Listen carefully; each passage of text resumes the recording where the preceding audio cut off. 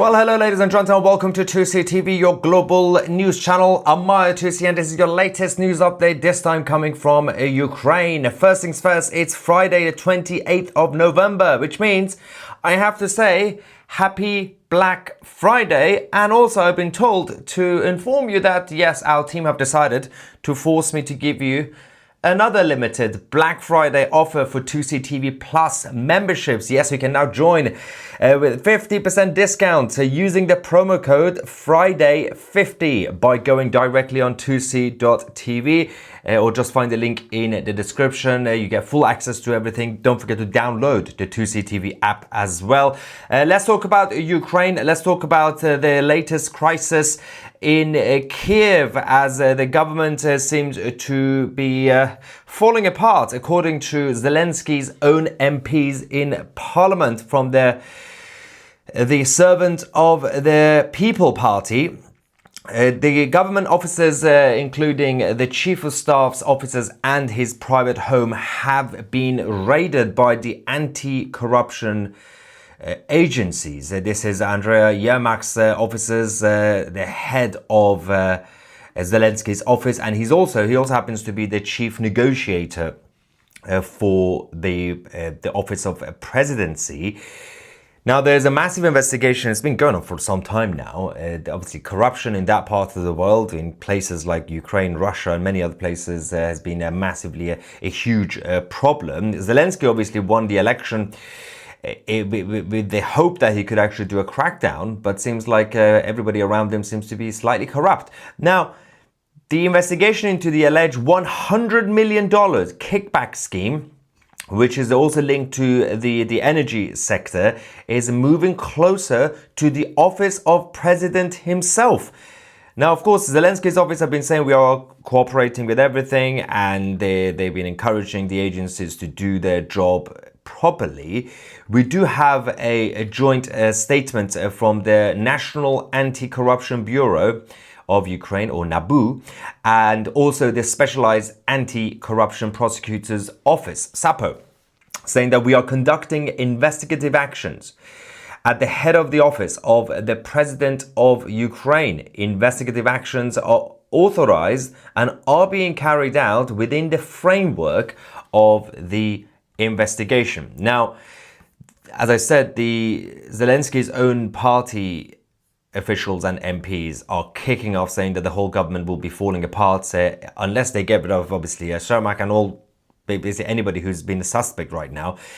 There is obviously a ringleader as a suspect, someone who needs to be fully investigated, and they can't find more information because there's not full cooperation on that regard. And it goes back to Timur Mendik. Now, Timur is a close ally of the president back in the day, since Zelensky, when he was a comedian. They used to be friends. He has fled Ukraine a few days ago on Monday. They knew what was about to happen. He, obviously, shortly before the detectives and the investigators from NABU raided his home. He's thought to be either, at this point, either in Austria or in Israel. We don't have the confirmation, but there have been some indication that he might be in either Austria or Israel. I don't think he plans to go back to Ukraine anytime soon, because obviously he's going to be in a massive trouble. Now, meanwhile, while he fled the country, the allegation is not directly, by the way, against the chief of staff, but seems like it's leading closer and closer to the office of Zelensky himself. But one fled the country. Two government ministers have now resigned. That's the energy minister as well as the justice minister, after President Zelensky called for their dismissals in an attempt to diffuse the escalation in the political crisis that they are facing. Basically, there's the embezzlement of $100 million, which would be 76 million pounds, is a huge crisis. Now, this is just tiny compared to the billions of dollars who is still missing. And Zelensky himself told CNN and Fox News a couple of months back that he's in shock. He doesn't know where the money is. A big chunk of the foreign aid from the US, the UK, Canada has gone missing. And Zelensky is saying that, well, we needed that money, and well, we need more money because their money is gone. Now, it should be the job of the government to know where the money is, right? You think. But as I said, the backlash has now reached his own political party. MPs from the Servant of the People Party have now said that the obviously failure to bring down Yermak, the chief of staff, could bring down the government itself, the whole government. One of them said that our enemies smell blood, and they will try anything that they can to bring down the whole government. Now, having said that, we have to go back to the issue of the whole of the financial aid that's been sent over the years to Ukraine, which is about 360 billion. Now, some obviously in contract, some in actual cash, a lot of it in cash. Now, the estimate from both the funds coming from the US and the European Union, and Europe in general, currently, the money that's gone missing estimates around between 54 to 108 billion dollars. President Zelensky says that we need that, and we don't know why suddenly mansions are being built left, right and center, and expensive things are being bought by close allies and officials at the top of the government. So you would think that he would find out why. If your friend's walking around with an expensive watch, you would say, oh, where did you get that from in the middle of war? The difference is when Putin became president in Russia, of course, Russia has the same problem. And the oligarchs have been controlling Russia, especially throughout the 90s. Since the fall of the Soviet Union, they were like, well, this is just completely chaotic governments. We could just do whatever we want. Boris and all the others, they didn't know how to stop this. Putin's approach was, well, we've got a number of basically heads of mafia and the oligarchs. I'm going to be the head of the mafia.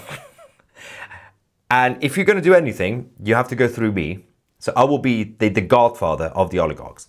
So he centralized organized crime in Moscow, so he could keep an eye on the oligarchs. Now, of course, the corruption still continued, but he had to know what sort of corruption was going on.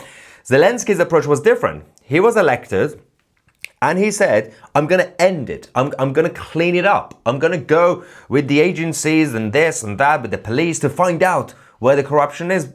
That doesn't work when it comes to the Eastern Bloc, because everybody is going to be corrupt, even at the top of the establishment. So Putin's approach was not to end corruption, but to take the corruption to go through him. Zelensky's approach seems like he happened to somehow hire people who are also corrupt to find out who is corrupt. It's funny stories when the former president of Iran said that in the Islamic Republic they set up an anti-spy agency to find out who is a Mossad agent. This is a true story, by the way. And then after a while, the head of that agency and every single person who was hired to find out who's a Mossad agent was a Mossad agent. So, why are you even bothering at this point?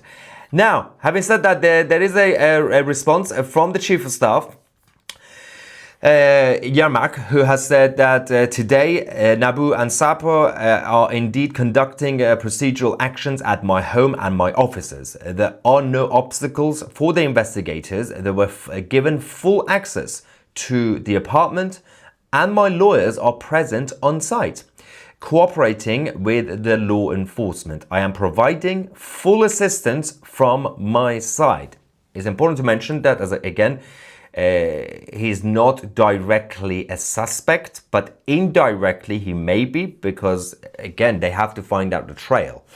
And the fact that it's reached the top of government, until now, the argument was, oh, Zelensky might be incompetent, people around him are corrupt, right?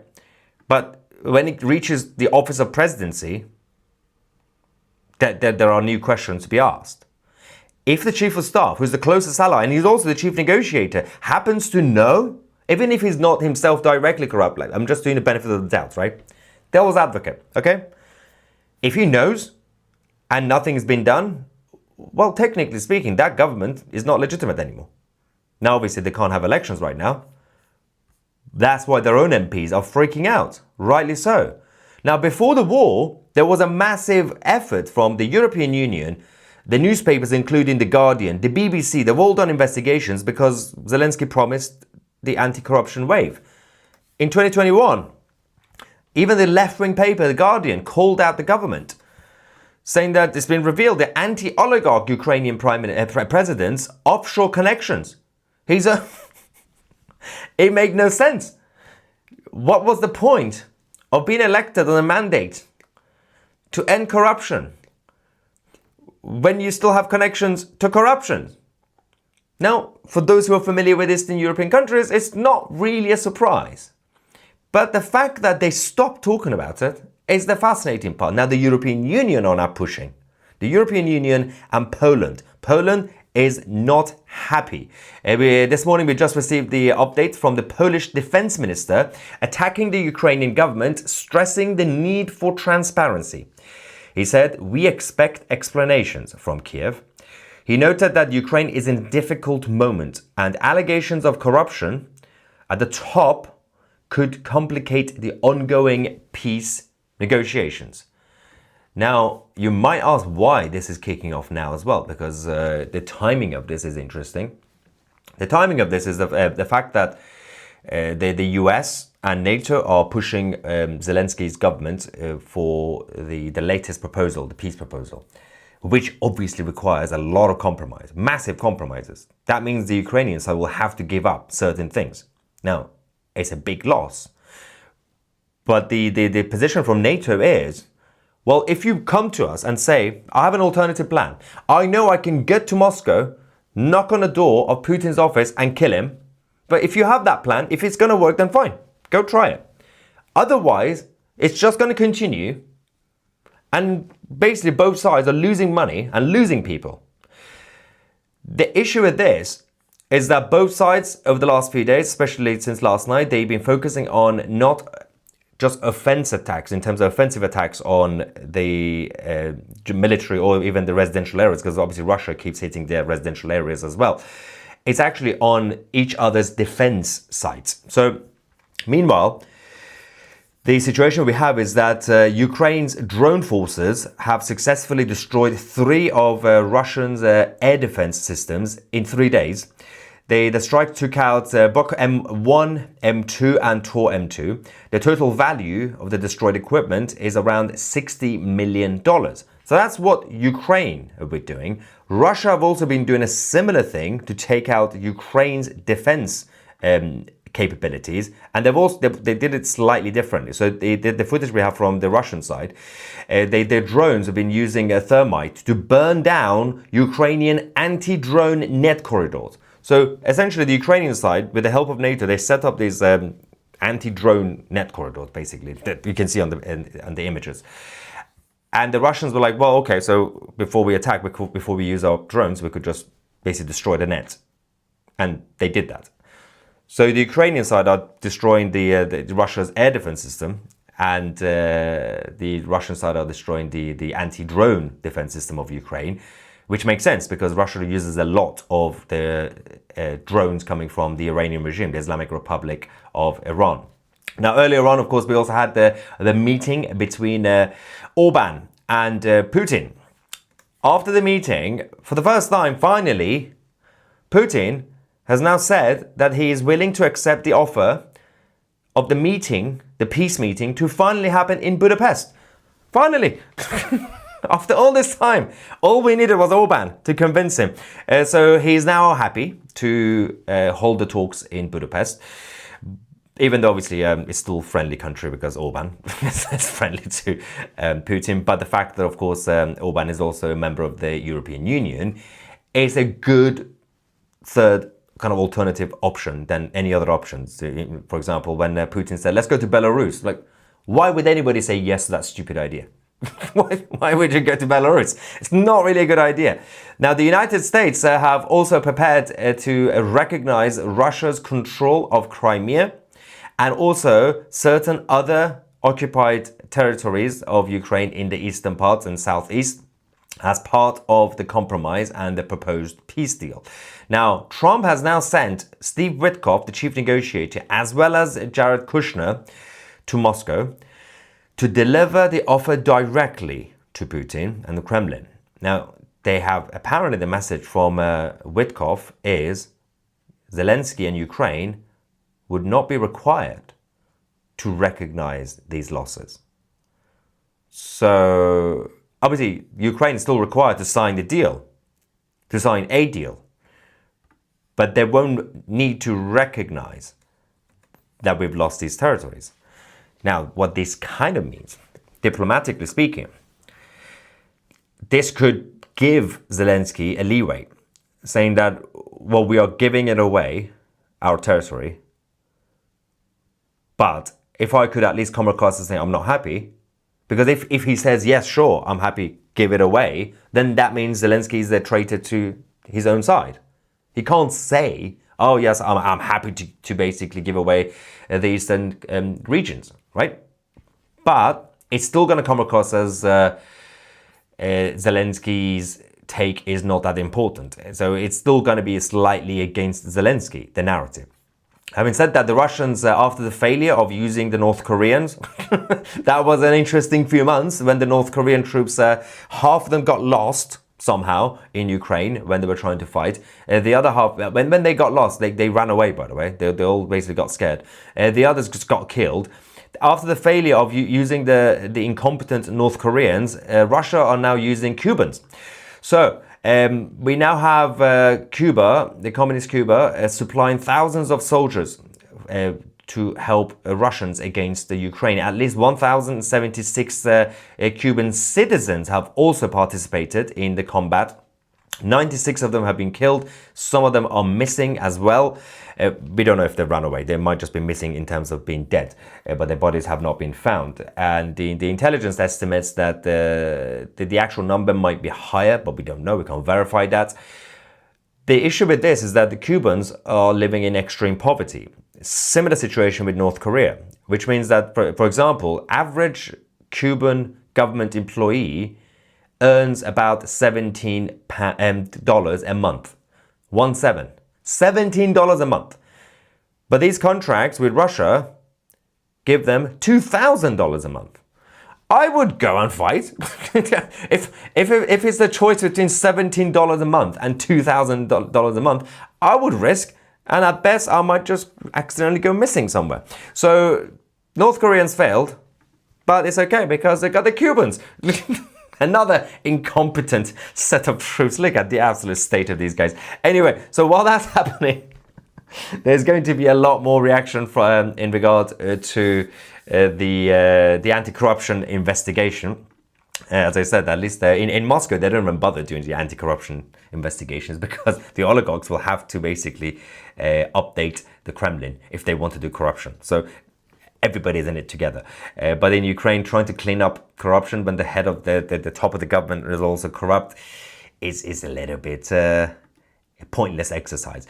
But it's fine. We don't do corruption on 2CTV. Instead, we do Black Friday, which means limited offer this weekend. Ladies and gentlemen, you can now join 2CTV Plus using the promo code FRIDAY50, and you will get 50% off annual memberships of 2CTV Plus, not monthly, annual. Go to 2c.tv or just find the direct link in the description box under the video. Now, what's going on with you corrupt people in the live chat? My fellow corrupt viewers. We have the first comment. I bet he will be proved corrupt and then refuse to hold a new election. But they can't have elections. They haven't had elections in ages, which means he will be a literal... Yeah, that's what's happening now. Obviously, they're saying they're in the middle of war, so they haven't had elections for some time now. But I don't know what's going on anymore at this point.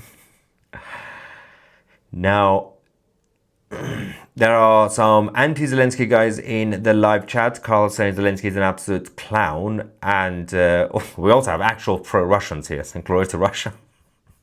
Oh dear. And what else do we have from... yeah, corrupt police. The thing... If the agencies also have corrupt individuals in them, just like what happened with the anti-Mossad unit in Iran... James says that there is enough corruption in the EU without adding Ukraine. So this is the failure of the European project, because the beginning of the European Union was, it was selective. The membership was selective, right? And the days of the European community. People warned Brussels to calm down with the expansion of the project. So from mid-90s, late 90s, they started pushing for a number of countries to randomly join.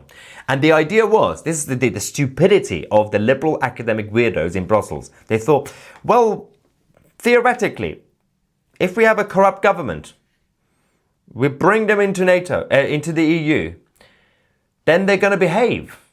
They're going to be less corrupt. You still have a number of countries as part of the 27 member states in the EU who continue to be corrupt. The membership of the EU was supposed to clean up corruption in those countries. Hasn't happened. And they've also said, well, we're going to have conditions. You can't be too corrupt. So Turkey can't join the EU because it's too corrupt, which is true. But that's not why Turkey can't join, because there have been other countries who are more corrupt than Turkey who have joined. And Ukraine could be joining the EU as part of their compromise. And Ukraine is more corrupt than Turkey. And that says a lot, because Turkey is absolutely corrupt. Why? Because Turkey can't join the EU on a political level. They know they messed up. The NATO membership for Turkey under Erdogan and his regime is backfiring. They can't get rid of him. It's a very complicated relationship now with Turkey. The European Union membership, even the EU realized, but politically speaking, you can't trust these guys. You can't. Not just because there are a number of countries in the EU who will veto the Turkey membership, obviously, but it's not a good idea. Even the EU know there is a limit. But the fascinating part is that they might still bring in Ukraine, because again, the EU membership of Ukraine sort of makes sense symbolically. I mean, it doesn't do anything. There's still some countries in Eastern Europe who think that they're being member of the EU means they're safe. No. But it's still a symbolic version of being a NATO member. But it does also expose the hypocrisy of Brussels, because Ukraine is more corrupt than Turkey. So if I were Erdogan, if I were the Turkish government, I would be extremely offended. I don't even like Erdogan. But there's so many questions. Well, you let these guys in, what about me? Although Turkey doesn't really need it. They don't really need it, because they are in the customs union. They're still getting what they want from the European Union and the European project. Mike says, can you do a video on Iran? What's going on in Iran? Well, we don't do videos. I used to have a channel which was a political commentary channel. We're a news channel. We obviously, if breaking news happens, we will report it, but we're not going to randomly make videos. We reported on the situation in Iran yesterday, 2 days ago. We had a news report on this channel. You can go check it out. Obviously, there's been some escalation around the border between Iran and Iraq, where the Israeli fighter jets were maneuvering to test the waters. And yeah, we have a full report on that on the channel. And also check out the 2c.tv website for more information on all the news reports from around the world.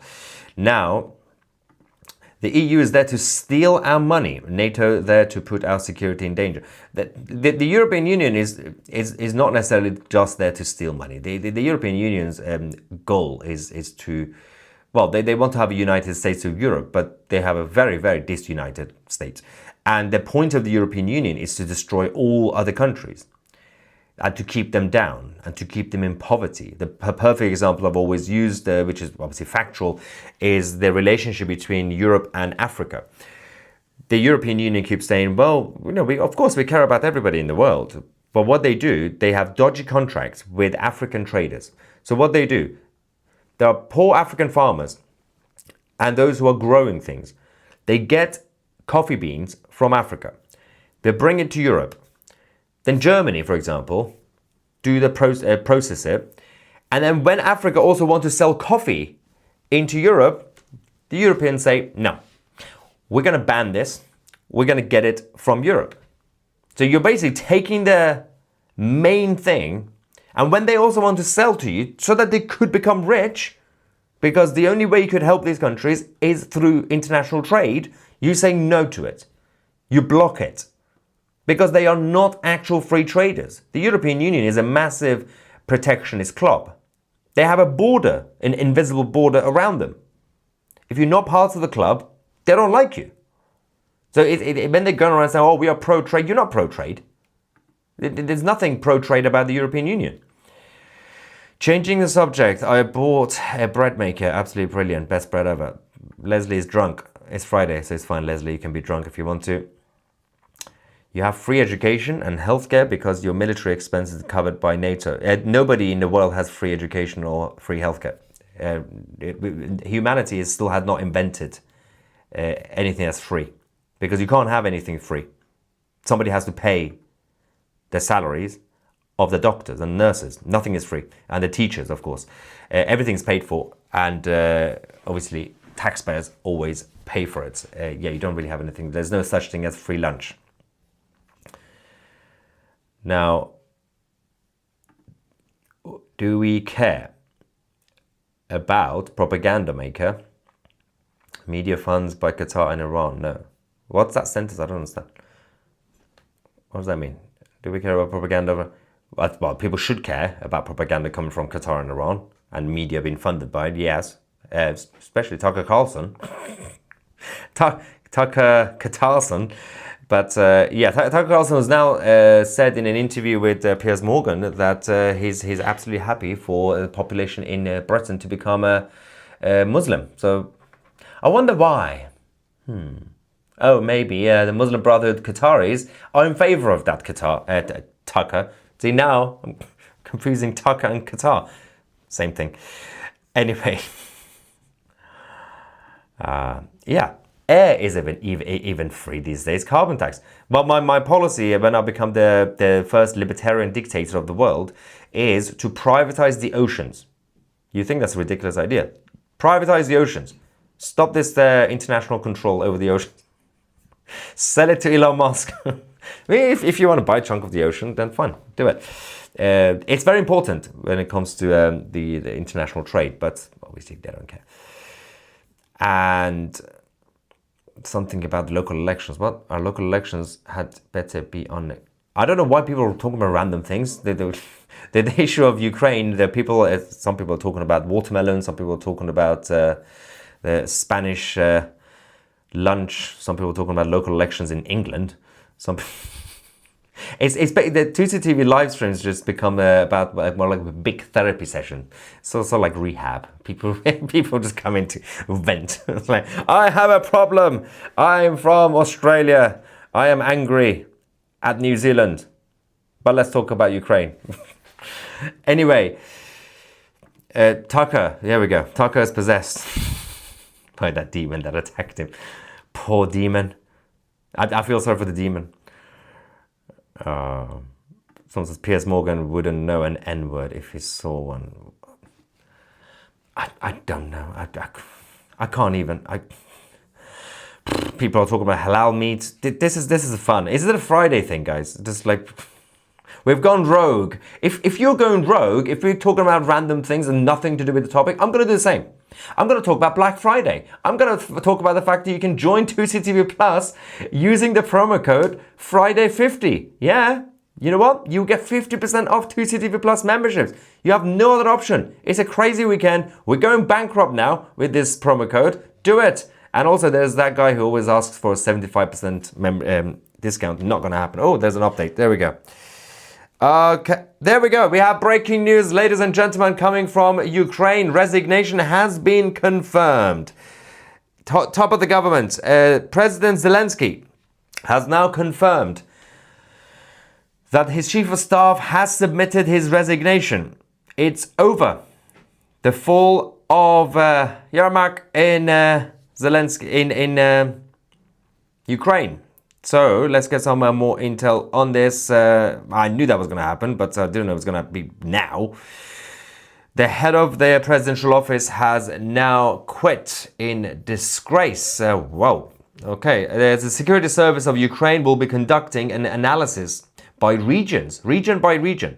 Decisions will follow There is a lot of obviously negative feedback coming from the local authorities. It seems like some of the people in charge of the regions in the Ukraine might be a little bit unhappy about this investigation escalating. The army are also not happy, the military.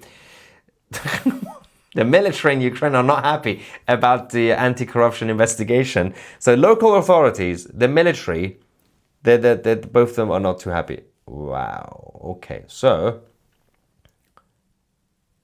also the suspect, the Afghan suspect in Washington D.C. has now been charged with first-degree murder. That's another breaking news that's just come in now. The cabinet and ministers will be approving the budget in Ukraine, appointing new ministers for energy and justice after obviously both of them resigned in disgrace. So this is the third resignation in Ukraine, the top of the government. Things will be escalating from now for Zelensky's office. Let's see who he's going to find next to be the chief negotiator and his chief of staff. Of course, 2C TV will keep you guys posted on everything geopolitical from all around the world. The promo code is Friday50. You get 50%. Thank you so much for watching. I'm Maya 2C, and we are the media.